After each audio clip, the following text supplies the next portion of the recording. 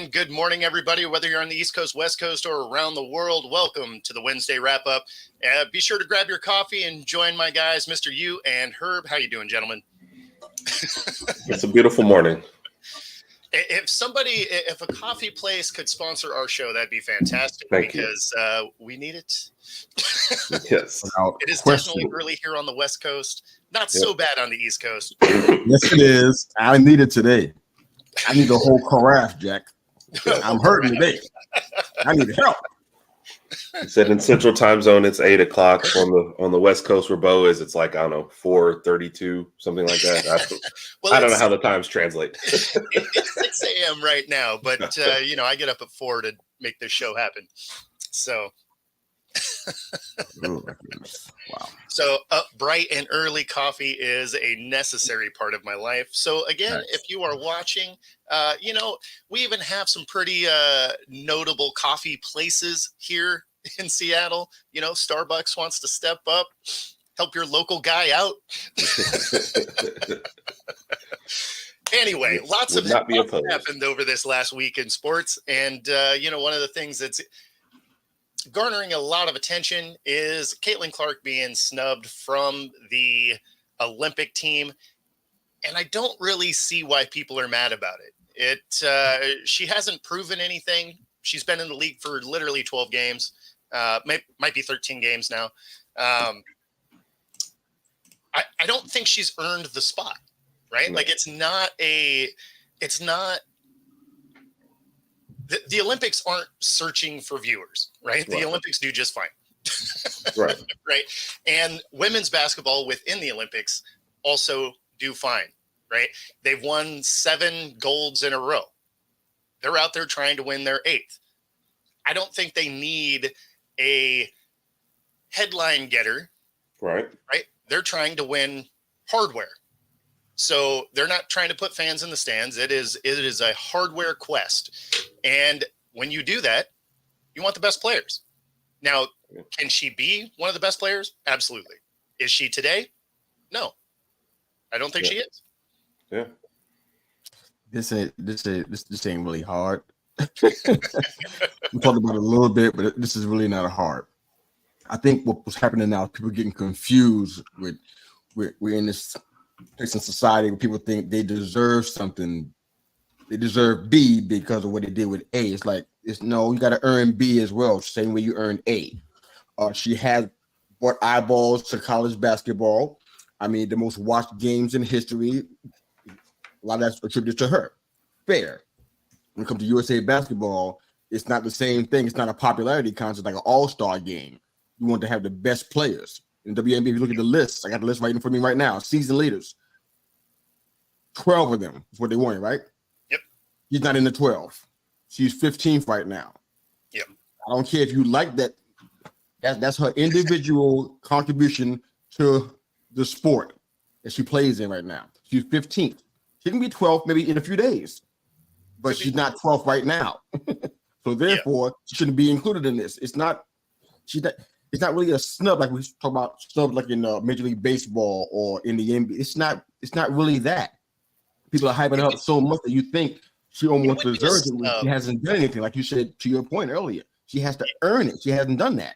Not yet. That's the thing is I think it would be viewed as a snub if she had a similar stat line throughout the entire season, and this was happening after the season, right? But the Olympics happened during the middle of the WNBA. So you would be asking her to go from college basketball, national championship, draft, halfway through, then a couple of practices, play in the Olympics, come back to the WNBA. Like that workload is insane anyway.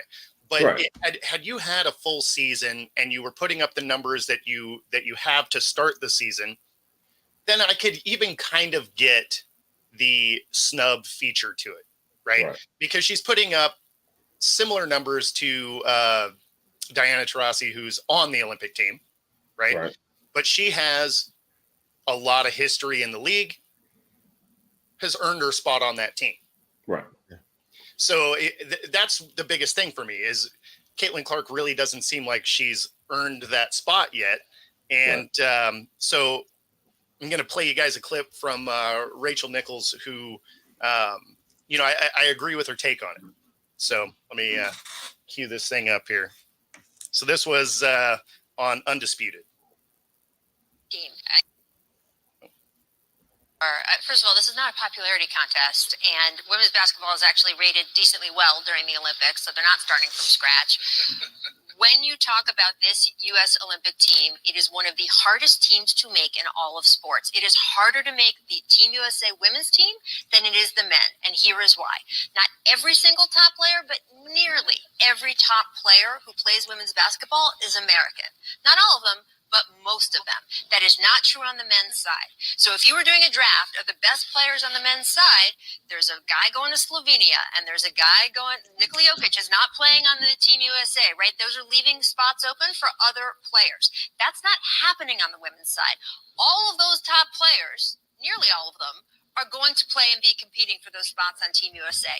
So it is a much more competitive roster to make. Team USA for the women's side also has the issue that it is not during a break in their season like it is for the men. It is right in the middle of their season. So they're only going to have 7 practices between when the WNBA shuts down to give them this Olympic break and when they have to go start competing in the Olympics. 7 practices. That's it. So you want to get players on that team that have been part of the Team USA program. This is a 3-year process that they basically look at for this team. They've had multiple training camps over those 3 years. They've had players who have played in other international competitions together. And that is part of the age of this team. So, I mean, it kind of illustrates what I was saying, right? Is you haven't really earned that spot. And a lot of these women have been practicing kind of through the years here to get to this point. Just throwing a player in haphazardly because she's bringing eyeballs to the WNBA makes absolutely no sense. Okay, this is why I love live podcasting, man, because sometimes you can learn stuff in real time. So what I was saying a little while ago, that's my thinking of how this process works. But just looking at this list right here and going back to the list I had on the season leaders, now I see that there are people in this list that are not in that upper echelon of stat leaders in the league this year, like an Alyssa Thomas. She's pretty far down the list stat-wise. And there's, I think, maybe one other or so. And Diana Taurasi. I wouldn't think Thomas, though, was like second MVP voting last year. And she's like, maybe her point total isn't that high, but she's like almost a walking triple-double every time. Yeah. Well, and some of them aren't necessarily going to have great stat lines if they're good facilitators. Right. And that's more her. Like, you look at her numbers, I think the other night is like 15 rebounds, 8 assists, but like only 7 points. So she's maybe not a person that shoots all the time. But like to your point, it's a cohesive team. I think that's the point you were going with there. Yeah. And that makes a bigger thing. And then it's kind of like even the comment that you have sitting over there. Yeah. Most of Caitlin Clark's people who are arguing for them are arguing, how are you going to, not have your biggest star as far as eyeballs, but not your biggest star as far as like playing, and your team is doing well. We're throwing all that out the window to say, oh, we just want the biggest star in there. So, yeah, I mean, it's just not how it works. I'm not really down for being a devil's advocate. I try to avoid that part, but maybe in this case, is it kind of like what they do on the men's side? Because those guys that are in there, they're not really just labeled as facilitators. They got something they bring to the table, from maybe they're the best at rebounding, or maybe they're the best at 3-pointing. They bring those guys in to kind of bolster the roster as they face all the other countries. Is that what they thought was supposed to be happening here, and that's why they're mad about Caitlin not getting in? Is that kind of what's happening here? I think for them, most of them have never watched the WNBA until this year when Caitlin Clark's in there. So they have no idea what any of these people are bringing to the table. And that's what I feel like that's the problem arguing with Caitlin Clark people, is they're like, she's just the best and she should be playing, and look at her points and assist numbers and they're great. Like, well, I mean, like on a terrible team, yeah, she's putting up good numbers. And it's like, when I say, she shouldn't be on this team, I'm not insulting her. Well, and they gloss over the fact that she turns the ball over a lot. Right. Because although when you compare her, because a lot of them are like, well, Taurasi has very similar numbers. You know what they don't put up on that stat line is the turnovers. Of course not. Or the shooting percentages, to be honest. Exactly. So it's like, but the other thing that you compare it to a little bit is they do have facilitators in this game that don't necessarily put up a lot of points or get a ton of assists or anything. They're floor generals, because when you are watching the WNBA play, their gameplay style is much more like that 90s basketball era. It is a far more physical game. And if you have someone on the floor that isn't necessarily putting up points, but is running the floor, that's a viable position in the WNBA, where it's not in the NBA anymore. Right. So there's elements of this game that remind you a lot of when I used to really like the NBA. It was a much more physical game. Like, they got in there and battled. Now, obviously, there's some flagrant fouls that have happened since the beginning of the season that were definitely not basketball plays. But just the gameplay overall is far more physical than the men's side. Yeah. And Mr. Yu, to your exact point about the differences in picking the teams, all the best women in the WNBA want to play for the Olympic team. The men don't want to do that. The only time you get the best men is when the last one went terribly, and then everybody goes, okay, we'll play in this one to make up for that one. But half the time, I think they're just taking whoever will actually go, because I feel like if we win gold this time, next 4 years, you'll have people like Anthony Edwards who'll be like, yeah, I'm definitely on it. But like half those guys are like, nah, I'm going to sit out. Then they just we don't end up with the best 12. And like to Rachel Nichols' point, half of the best 12 in the NBA would not be on the USC team anyway. Exactly. Right? So it's like the pool, you get what I'm saying? The pool is just like further down for the men. And you're just kind of grabbing, I mean, we've had what years where we went like 12th or something like that, just crazy way down and up because nobody wanted to play in the game. And then all of a sudden they come up with the redeem team just to say, hey, okay, I guess the Olympics matter to us again. So I think it's stuff like that. The part that's challenging, did you hear about the part where they said one of the highlights or on the plus side of the reason why they didn't include her on the team is because if she was included and she, as a rookie, only played a certain amount of minutes, would probably be minimal.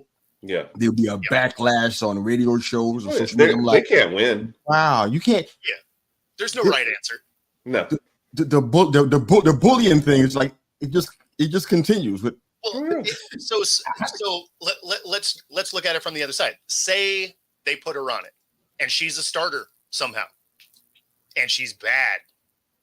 Then the Olympic Committee gets absolutely buried. Yep. Because why'd you put her out there? She wasn't ready. She's only played 12 pro games. Right. I mean, there is no right answer for this scenario. But if you're the Olympic Committee that is actually picking this team, you want to win hardware because you want to be on next Olympics committee. Yeah. I got a right answer. Yeah. I got one. I got a right answer. Let her rest.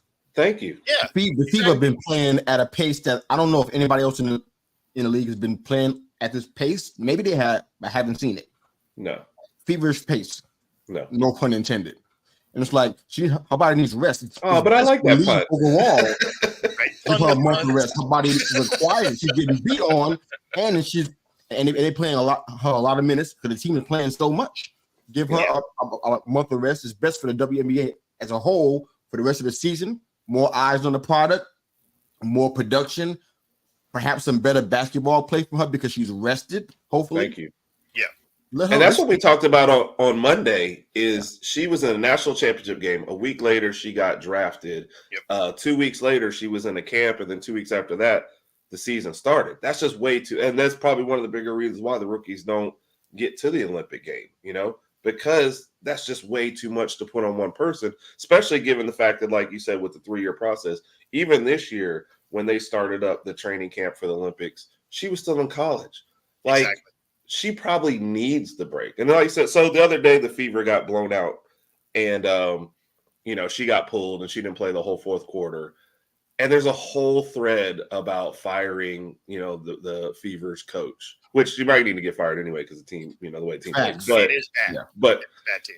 Yes, but can you imagine that with the Olympics? Like you said, you're not, and heaven forbid you put her out there, she starts and plays bad and they lose, and then it's like, now we're going to fire the Olympic coach because it's all like, you know what I mean? It's just too much of a circus around her. I think she needs 4 years a season. I think it'll be fine. You know, you're talking about a chance to be one of the best ever, or ruining her at a very early age. Exactly. Because we're just trying to shove her along. You know, we've all seen that in all the sports, right? So yeah, I don't get it. I was going to lead us out of this because I didn't want this to turn into a 30-minute discussion. It's cool. As much as I respect Christine Brennan, her comment, it gets under my skin real bad. She said a whole bunch of stuff about this whole situation. She's on the other side of this, that Clark shouldn't have been left out, blah, blah, blah, blah, blah, blah, blah, blah, blah, blah, blah. But one of the biggest things she said was that Caitlin Clark is the biggest thing in sports, not women's basketball, but in sports completely. I'm like, help me out with that, because if you guys agree, enlighten me. But I don't see that. No, the biggest thing in all of sports. She's brought eyeballs to the WNBA that haven't been there, so I get the hype, right?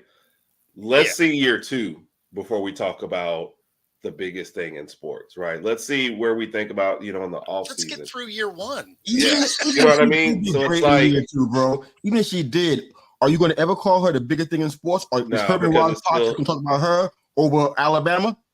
It's still women's basketball. No, I mean, and there's a reason why the women's season happens when it happens, because come the fall, like, I will not be discussing this. That's what I'm saying. How are you the biggest in sports? Yeah.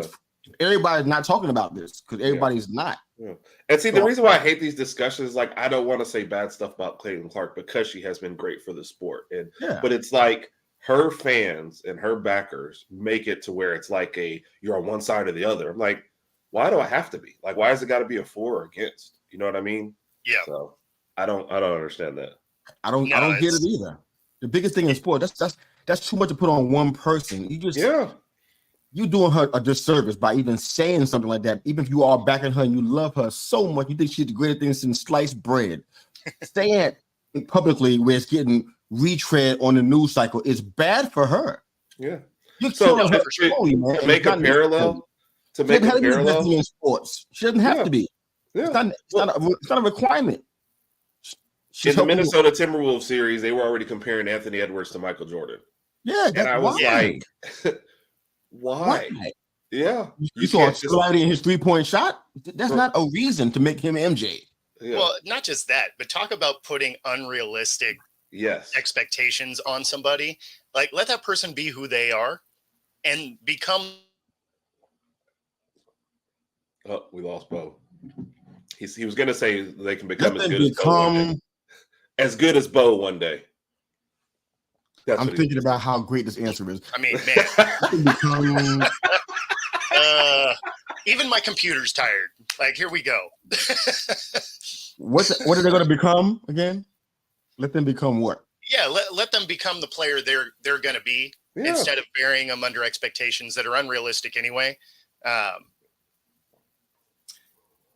Does she win Rookie of the Year? Probably.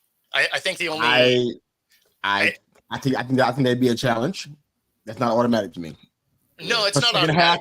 Her second half has to be great because Cameron Brink is doing a fantastic job out there right now. That's what I was going to say. Is I think the player that potentially wins is Brink. Yeah. So tough to say. Angel Reese is having decent points and rebounding numbers, but she's her shooting percentages is terrible, which kind of was to be expected going in. But I think they were the only other even people rated like above her in the last little rankings, I guess. Defense and rebounding is Reese's, like, that's the main part of her game. Right. Plus, they would if Angel Reese got voted ahead of Caitlin Clark, then all of her followers would revolt and rebel. So they're probably Caitlin Clark could quit the WNBA right now, and I think she still wins Rookie of the Year. It's almost like when you talk about Beyonce and Taylor Swift and not get threatened, get your life threatened. Yeah. It feels like almost cultish. I'm like, why? How we get here? Yeah. How do we get here? I don't understand this. I'm sorry, I just don't get it. No, and so this is exactly what the committee should have been doing. Yeah. Right? Is we're creating the best team. Because, again, you want to win gold. You're not going to the Olympics to be like, oh, watch us play basketball poorly. Like, you're going there to win. I mean, it's I don't know. And nobody who argues for her argues that she would help the chances of winning. They just argue that more people would watch. And they're probably not wrong. Like if you're arguing it that direction, you're probably not wrong, right? If she's on that team, she probably is bringing more eyes to the women's basketball portion of the Olympics. Raj, sure. I'm not doing that with you, man. Sure. No, I mean, legitimately, it probably does. I'm not doing that. I don't care about either one of them. I'm not doing that, man. Oh, Rod, that's you. You do that at your house. It's not happening in popping up on the screen at all. Not missing nothing, bro. This is no. Rod, you had too much coffee this morning, Rod. Right? That's not what we're gonna do today. Rod's trying to get somebody killed. We're not trying to get canceled in real time. Yeah. Just shut it down, man.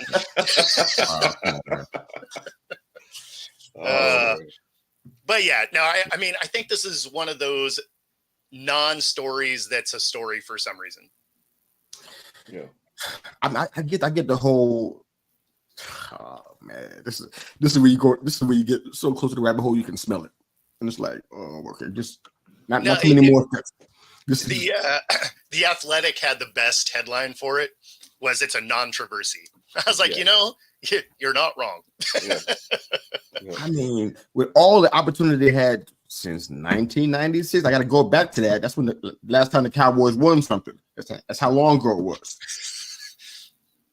They had all the marketing, promotion. I mean, they're sitting over there sipping their coffee, watching. Jerry Jones is like, "What? I thought we were talking about basketball. What happened? 96 is Clark played for the Cowboys. No, 96 is significant, man. This year I was married.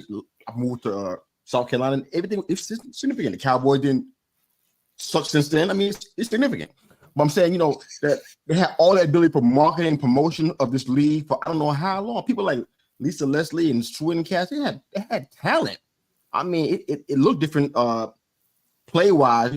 Some looked more plodding back in those days, and now it's kind of faster and a lot more speedy and electric, I guess you could say. But they had a chance to promote this thing a long time ago.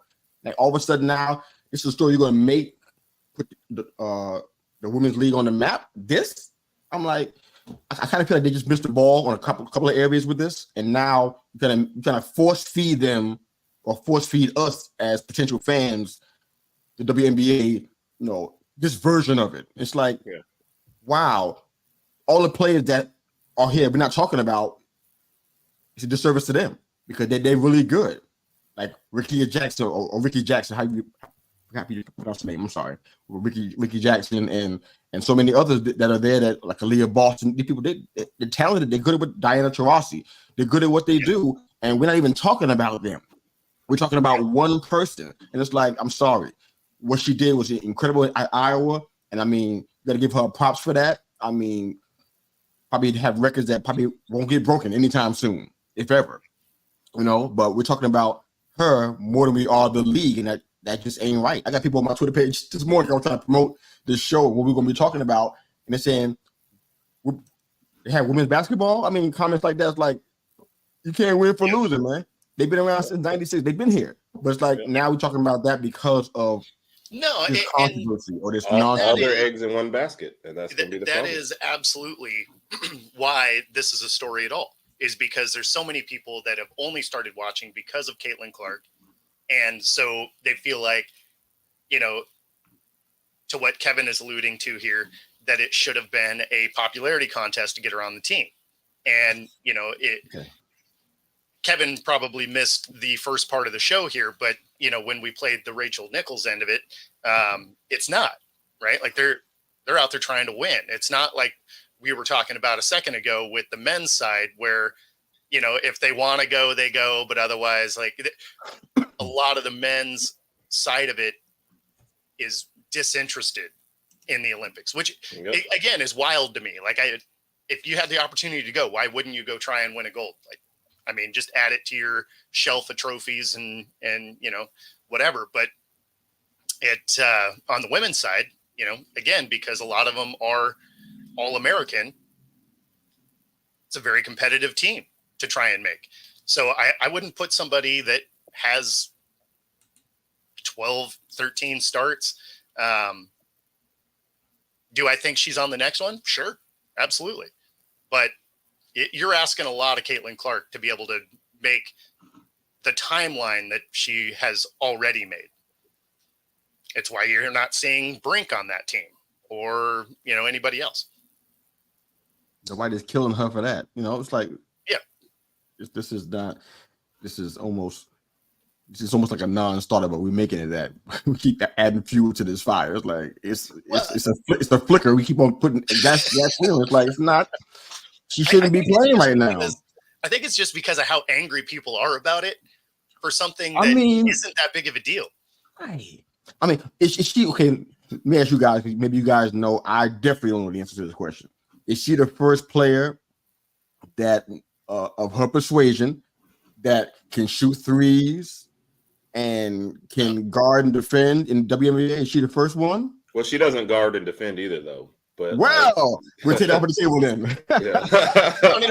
Threes. Is she the first one that can do that? She just did it in the most high-profile way. There was eyeballs on her. I mean, what did we say before? State Farm has a lot to do with helping put her on the map as well. And then we watched kind of last year, but honestly, the feud with Angel Reese helped push it ahead forward too as well in the national. No question. So, there's a lot of things. Absolutely. There's a lot of things that helped contribute to this, but no, I mean, Diana Taurasi, the one that kind of started the feud with her getting to the WNBA, was doing the stuff that she's been doing, but I mean, kind of at a higher level with winning championships at both levels. So I mean, Caitlin Clark, if you're gonna compare her game, would be a lot like Steph Curry in the way that she can shoot threes, she can move the ball around, kind of a liability on defense. Yep. Man. And again, this is stuff that it's like will improve. If people assume if we talk about what Caitlin Clark is right now, that's like, oh, you don't think she'll ever? No, it has nothing to do with what I ever think. I think give her a full. Yeah, I think she'll be fine in the long run. But trying to thrust that on her right now, I mean, I think if she honestly sat back and said it, she'd go, I mean, I can honestly just use a break because this has been a lot. She'll never say that. She's a competitor. I know she wants to be there, but I just don't think she's bringing anything to the table. I mean, it's going to get way more physical in the Olympics than it is in the WNBA. No question. Right? If she's getting bodied already, the Olympics is going to be different. Yeah. And to your comparison, look at how much muscle Steph has put on from the first time he entered the league till now. He's still not like a huge guy, but he is. If you look at pictures, you're like, oh, okay, he hit the gym a little bit. Yeah, because he was getting bodied. Yeah, right. Like he was getting pushed off the ball. So I mean, it's something that Caitlin Clark's going to have to do. Yeah. And I think she will. I think she's a competitor, and I think she wants to be the best. I think she's going to improve. What you see right now is not the finished product, but you don't know. Going from college to any pro level is it's a huge jump. So, yeah. I'm gonna just give 5 names. I'm gonna go and shut this down on at least on my part. Just get 5 names. Just something to think about. Diana Taurasi, like we talked about. Sue Bird, like we discussed also. Becky Hammon, Katie Smith, number 2 on the all-time list of 3-point shooters, and Katie Douglas. That's 5 players right there that have been doing this already. And on top of that, they do what, to my brother's point, Clark hasn't done it up to this point. They actually play two-way players, and they're probably the best in history at what they've done. They don't only shoot the long ball, but actually defend. They play defense. They're good at passing and assisting. Been doing it long before now. Worthy of recognition. Agree. Barely got it. Which is why a lot of people, I mean, honestly, that's where some of the jealousy became, because people weren't like, okay, we do agree that you should, recognize what she's done. But we have players in the league who have been doing it, like Breanna Stewart went to college and she won 4 national championships in 4 years at UConn and won the most valuable player in it, 4 years in a row. It's like, all right, you're going to say Caitlin Clark's the best ever, but where were we saying like with that. You know what I mean? So A'ja Wilson's out there winning Defensive Player of the Year, third in MVP voting, MVP the year before, has won two titles in a row. And you're like, Caitlin Clark's the best ever. And they're like, we do have some women out there that are doing well, right? Brutal, man. Just saying. Yeah. It's weird. Yeah. It's really weird. Yeah, I mean, you could have made a much better case for it if her numbers were just jumping off the page. Right. Sure. You can make that call. But when you are you're okay. Like, not great, not bad. You're on a bad team, so we don't know how good you might be able to be. Right. But you're also 12, 13 games into your career. And the number she's putting up doesn't say, hey, first team Olympian here, let's go. Like, it looks like a player that needs to marinate a little bit in the league, which there's nothing wrong with that. I guess that's the expectation that I have trouble wrapping my head around. It's like, very few people go from college to pro in any sport and is just awesome. Right. Like, there is a learning curve of getting up to speed. Yeah. There's precedence for rookies going into the Olympic team. I wanted to just look for that because I remember one on the men's side, and that was Christian Laettner on the 92 Dream Team. Yep. On the women's side, why you got to bring that up? no, that wasn't about you. I was just a precedent for this. Taurasi went in 2004. She was a rookie. Rebecca Lobo from the Liberty, she went in 96. And I think Candace Parker did. Candace Parker did in 08. And Breanna Stewart, who you just mentioned, went in 2016. There's a precedent for but look at those resumes of those people, too, you're talking about. Because then Candace Parker win MVP in her rookie year. So that was bold point. Exactly. Yeah. Look at the resumes. My bad. Yeah. No, that's exactly what I was saying. Is if you were popping off the page from the jump, sure, you can make that case. When you are okay, right? And Kevin, to your point here, Taurasi, I guess you could view it as a legacy pick. But the thing is if you are going to pick a player that has been involved with the team through all of the pre-Olympic stuff going into it, and you are putting up similar numbers without all the turnovers that Caitlin Clark is, it's still the smart pick. Like, that's not really a legacy pick. You're picking the better player. She has better control of the ball. She's familiar with the situation. She's been a part of the team. She knows how it works, right? As opposed to somebody that's been playing nonstop basketball since the beginning of the college season. There's going to be a lot more in the tank for the 41-year-old Taurasi than Caitlin Clark. The only reason why Taurasi is a story is because she made comments about Caitlin Clark, and now the Caitlin Clark bunch hate Taurasi. And that's really where that story comes from. So, but if you were to have Taurasi and Clark side by side, and that was you had to pick one of them, I'm going to go with the one that has more tread on the tires as far as this season's concerned, and somebody that is familiar with the situation if the numbers are the same. Right? Because then you're taking experience in the situation. Because at the end of the day, again, you want to win. I'm not trying to drive eyeballs. I'm trying to get hardware. So, yeah. And to that point, I just clicked on a random article, just seeing what people are saying. It's like, here's an insane stat that says Caitlin Clark should be on the team. And I'm halfway through the article. There's not one single stat about this year. And it's all about popularity and how many eyeballs and how many followers. And I just scrolled really quick. I was like, so no season stats anywhere. It's because the season stats don't support it. So it wouldn't be helpful to include those. It's better to exactly. Yeah, stats are whatever you want them to be, right? So that's why when you compare Taurasi and Clark together, they never talk about the turnovers, because that is not a helpful stat for your cause. Right. I mean, if you're gonna put stats out there, at least put them all out there. Make a legitimate case. And again, I mean, the numbers are close when it comes to shooting and stuff like that. But I mean, when you're looking at shooting percentage and turnovers, they are wildly different. Agreed. Wow. So, all right. Well, Moving on. Thank you, sir. Thank you, sir. It was a good conversation, though. It was a good conversation. Yeah. So, absolutely. And it's a conversation that's happening everywhere. You know what I mean? So it's no, for sure. And I mean, at the end of the day, like you could make a case either side. I mean, there's elements of it that I can see why people would want to include her, but but yeah, and it's one that's not going to be resolved right away. Like that will hit the news cycle for the next couple of weeks probably, unless something wild happens in the NBA finals or the NHL finals, something like that.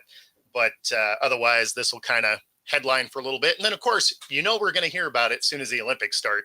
This conversation will get drugged back up, especially if for some reason the women's Olympic team doesn't win gold. Oh gosh. Even more pressure on them now. Yeah, exactly. Everything's forgiven as long as you win, right? No pressure at all. We could have won more if Caitlin Clark was there. Yeah. I'm like, come on, man. Right. Let's stop Major this League now. Baseball hands down their first lifetime ban of an active player in a century with Tasifa to you know what? Doesn't matter. Yeah. Marcano. So he's infielder for the Padres. And he didn't have a lot of money in it, right? They also gave A's pitcher a 1-year ban and 3 minor league players a 1-year ban. Now, the pitcher that's on the A's, he got his 1-year ban, but the bets that he placed was while he was still in the minors, which is why he got that 1-year ban. He wasn't on a major league roster at the time. But so, yeah, you got a lifetime ban handed down. And not really going to talk about the players too much. The part I want to talk about is why are we still having all of these guys that are betting while they're playing on the sport they're playing in? How do they not have someone in their corner saying, hey, this might not be the smartest thing to do? I mean, you're watching people ruin their careers, and it's not like it's a new thing. It's not like, oh, I didn't know. We've been watching people getting suspended and dismissed from the leagues, really, across multiple leagues for the last 2 years consistently. So I have no idea how guys are still doing this. I mean, careers are short. Even if you want to bet, just, I don't know, wait the 5 or 6 years that most people's careers are, and then you can bet all you want. Nobody cares. It's not like it's illegal. It's just against the sport you're in. Yeah. I had a discussion with a friend about this before the gambling stuff, and there was like, all right, you're going to have an 8-year career. We're going to give you, let's just say, $1 million a year for 8 years, whatever, some random, whatever. Yeah. And all we're going to ask for this 8 years is you don't wave a gun on social media. You don't smoke this. You don't bet on this. Can you just manage for this 8 years? And then guess what? After those 8 years are up, do whatever you want. You bet on everything. Can you just handle it and collect your money? And these guys are like, can't wait. Got to do it tomorrow. Got to place a bet, $30 bet on the Pirates to win, which just sounds stupid anyway, Yeah, $100 bet, $30 bet to ruin $1 million a year. Yes, you know what I mean? Like, I think back when Calvin Ridley was doing, they were looking at his parlays. It'd be like a $300 parlay. It was like your salary's like, 10 to 20. And the potential is there, and you're just so I don't get it. Just stop. And it's not even they're like, hey, don't bet on anything. How about just not bet on your sport, and specifically don't bet on your team? And these guys are like, nah, I like the Pirates too much. Let me go ahead and place a wager on them, which sounds like the smartest thing. No, for sure. Yeah, that betting on the Pirates, that's always a winner. And it's not limited to betting, obviously, because when it's less of an issue now, obviously, but it always makes me think of Ricky Williams. Yeah, supreme talent, but just couldn't figure out how to not smoke weed. Yep. Right. And even said that. Yeah. Yeah. I mean, and talk about derailing what could have been a Hall of Fame career, because supreme talent. I was going to win, but yeah, it makes absolutely no sense. I mean, Ricky Williams was to the point where he'd be leaving a drug test smoking on the way out kind of thing. Yeah. So did you see his quote? He said, I got high, forgot I wasn't supposed to get high. That's how he feels. Exactly. Beautiful. It's an all-timer. This is I don't know where to go with this, man. This many layers to this is really weird. There's an article where they got a whole bunch of other names of guys. I'm like, the list kept going. It was a long paragraph. Yeah, players getting hit with the same thing, but just not lifetime. I'm like, what I don't know for sure. I want to presume that everybody has that somebody to help them, because I know the team has somebody, I'm sure, but as far as the individual, everybody don't have the money to pay for that kind of service. But this guy coming from Venezuela, and if you know anything about the history of Venezuela in Major League Baseball, you know there's a lot of stuff that goes on. I'm talking about kids lying about their ages because they want to get into the league, make money because their families are in dire straits. Mm-hmm. So it could be a lot of pressure. I mean, 24 years old we're talking about. It could be a lot of pressure on him to make some things happen and make it happen fast. So it could be that. I mean, he didn't get. We don't know how much money he lost in Bitcoin, so we don't know what he's doing. But I mean, he bet on the game that he's in. Historical context says if you do that, this happens to you. So unless you don't have a TV set or radio or listen to a podcast, you should kind of know that you shouldn't do that. So I don't know if there's an excuse for that part. The thing is just within the team, you know that the coaching staffs have to be in there like, hey, guys, let's try not to be dumb. You mean like at school? Yeah. We didn't listen to school to everything the teacher said. Yeah. That's not good enough. We need to have something outside of that says, you know what?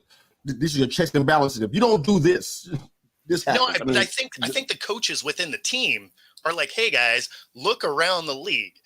Not just ours. Look around all the leagues. If you bet, you're probably going to get suspended. If you bet on the sport you're in, it's a wrap. Oh, you're talking and a lot of you have no other skills. Bro, like, just be honest. Somebody who may not have any, man. You assume anybody got common sense. Common sense ain't common. I'm saying each team has their fixer guy anyway. You know for a fact the coaches, every time one of these guys gets suspended, you know the coaches address this in the locker room. Hey, guys, just a reminder, let's not be dumb today. And Mr. U, to the other point you were making, I feel like a lot of these guys' entourage just go along with whatever because that's their cash cow. So the people that are closest to them say, look, if I tell him he can't do something and he kicks me out of this little circle, then I'm done. So I'm just going to let him do whatever he wants and I'm going to ride this out as long as possible. I feel like that happens more than like what you're saying. Don't you have somebody around you who tells you no? I just don't feel like a lot of these guys get a guy that tells them no. They don't keep that guy around for very long.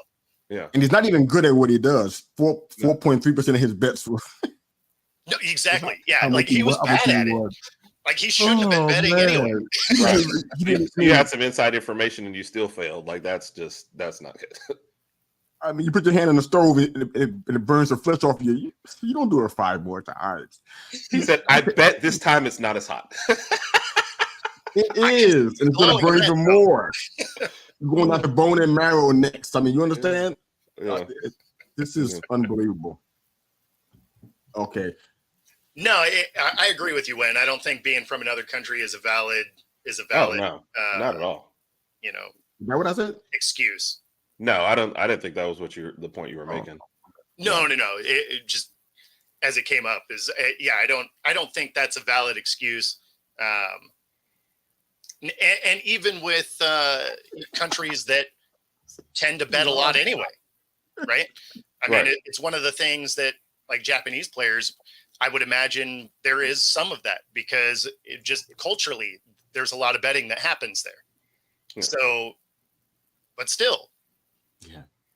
No, I agree. It's your job to know the rules. I don't want to get into high profile cases, but there has been one where somebody got in trouble in another country. And it's like, look, you got to know when you're in that country, you got to mind all your P's and Q's or you're going to end up in prison for like 10 months. You know, it's your job. And I know that's a bigger story we're kind of get into. No, that's not the focus. But Yeah, no, you can't go somewhere else. She's on the Olympic team.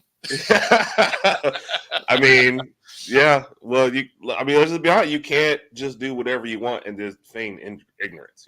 Unless you're a billionaire, then yeah, you can get away with whatever you want. But for the rest of us, yeah, you got. Yeah, because then all of a sudden you got Fall Guys and whatever. This guy I just met. He was the bad guy. Yeah, that's right. That's why I can't pull that no speaking on English. Right? I can't pull that stunt. That ain't gonna work for me. No, it's not gonna work for the rest of us. So no, no, it works for Ohtani because he has all the money and somehow didn't know 40 million went missing. Yeah, exactly. So the rest of us, you better mind your P's and Q's. English language classes too. He missed enough for that. So spend wisely. Yeah. I always like these. Surprisingly, I agree with Herb.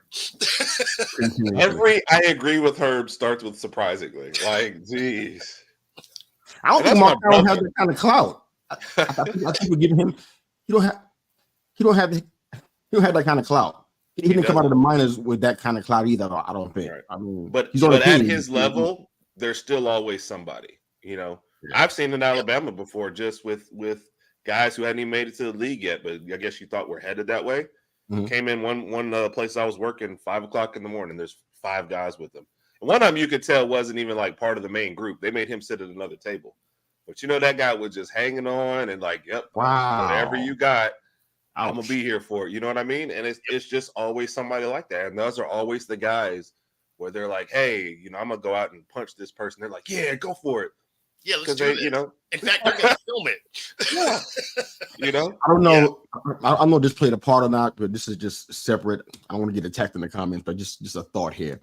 It looked like he was kind of when in baseball, when they talk about a utility player, this is just my history from just watching the Yankees from way back in the 70s and 80s. When they say utility player, what that usually means is that this person is here for a specific thing. They don't do a lot of things well, and one mistake or two in succession, and they can be out of here that quick. This is the spot, stat-wise, Marcano seems to be in. Batting .233, not a lot of bat on ball, a couple of a few long balls, but the majority of that is just kind of some RBIs here and there, but not a whole lot of production. So he's considered a utility guy. I don't know if that pressure of that played a part too, and trying to overcompensate in other areas. I don't know what he's even getting paid. I didn't even see a contract. I mean, the thing is it's not like you can't bet. You just can't bet on your own sport. Yeah. He's betting on what he knows, I guess. I don't know. But apparently he didn't even do that right. So you might as well have bet on other those percentages are not good. He wasn't good at it. Yeah. No, I mean, bet on soccer. Yeah, that turns out. I don't know. I think that's probably the biggest struggle with it. Is it's not even like the leagues are saying, hey, you just can't bet at all. Although they probably just should at this point. They probably have better luck with that.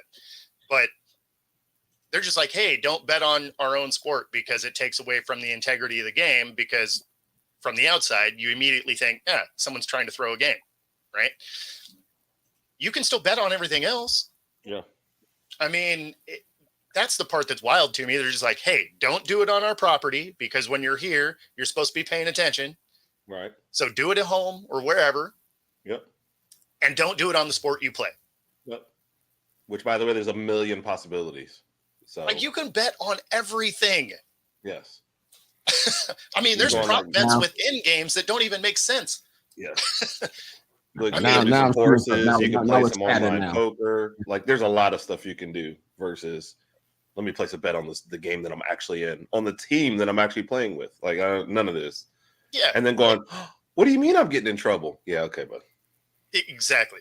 I mean, you have prop bets on some of the weirdest stuff, like how many buttons are going to be on the starting pitcher's jersey when he steps out, like the color of the Gatorade that's going to get dumped on the winning quarterback or the winning coach at the end of the Super Bowl. I mean, that's always one of my favorites. Sense, some of the prop bets, and none of them have to be on your own team. Like you could be the most gambling addicted person ever, and still find a way to not get hammered by just not doing it in the 2 spots they say don't do it.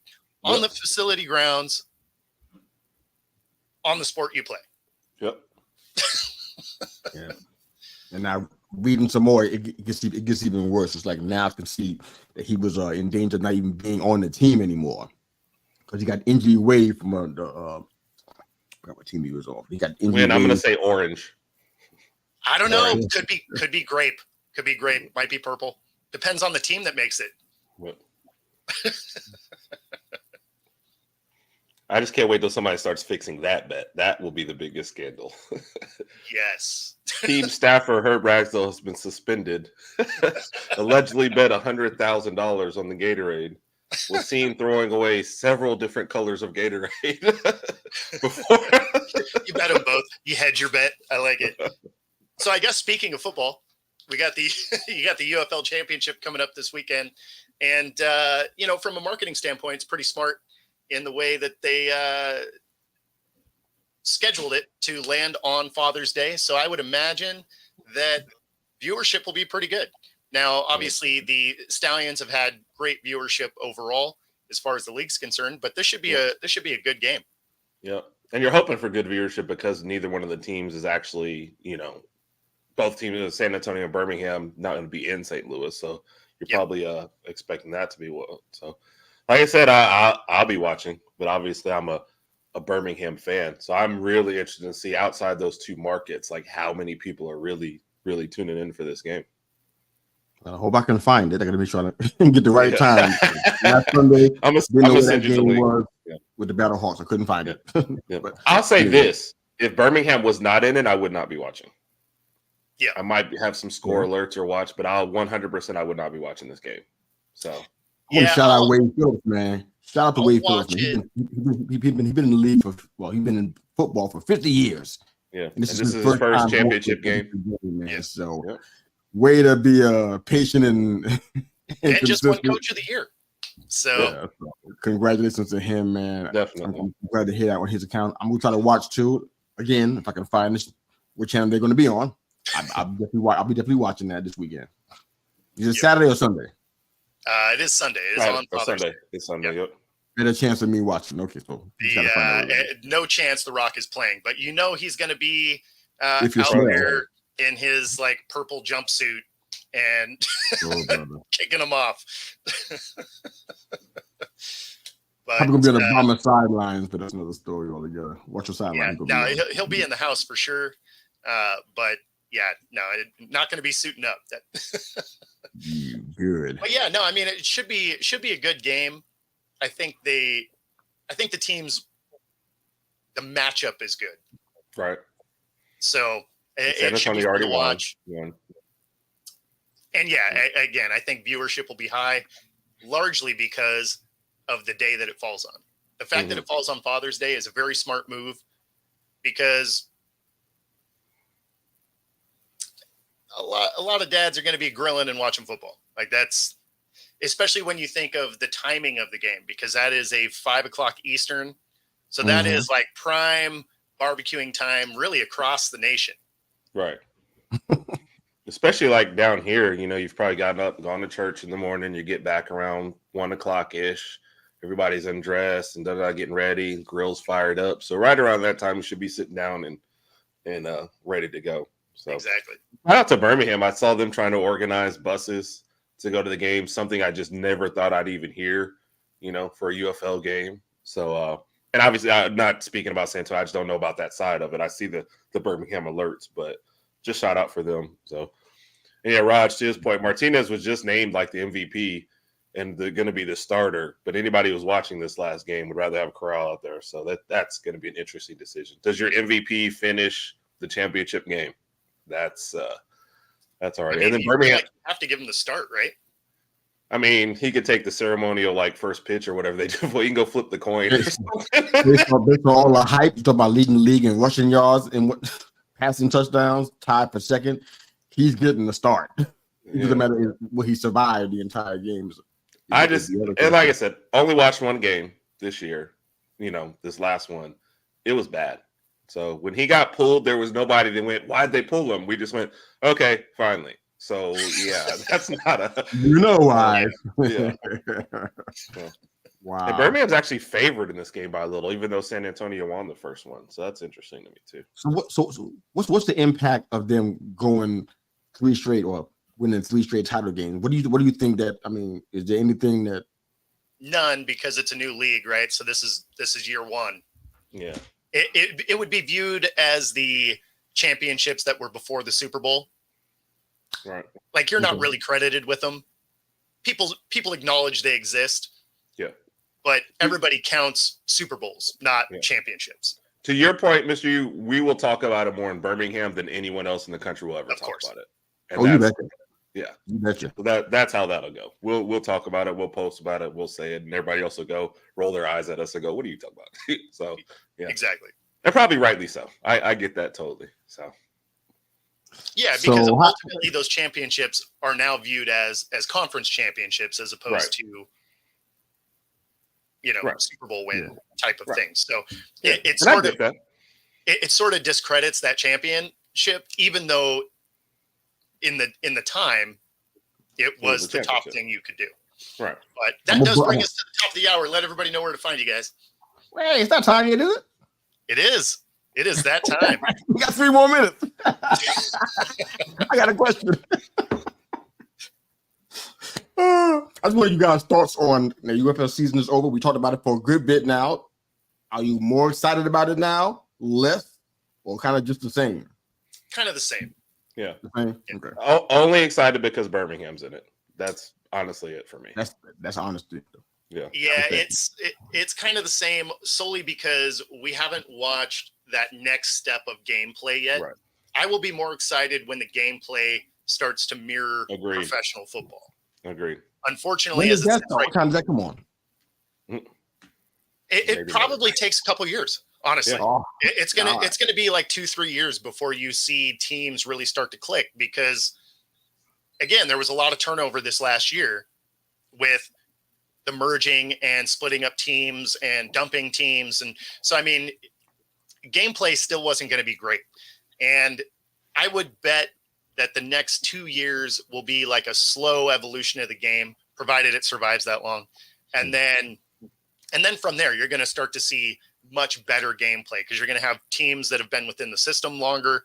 You're going to have coaches that have been there to really establish whatever culture it is. I mean, look at this league as rookie coaches when they come to the NFL. There's not generally a ton of success your first year as a head coach, right? Because it's a lot of new pieces, a lot of new staff. So that is this entire league, is everybody is essentially a first year coach with the way that this league is now laid out.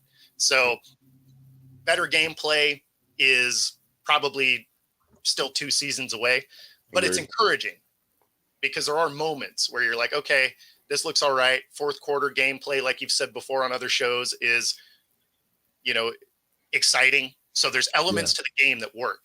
And so if they can tighten up the first parts of the game, all of a sudden this becomes a very watchable product. Agreed. Wow. All right.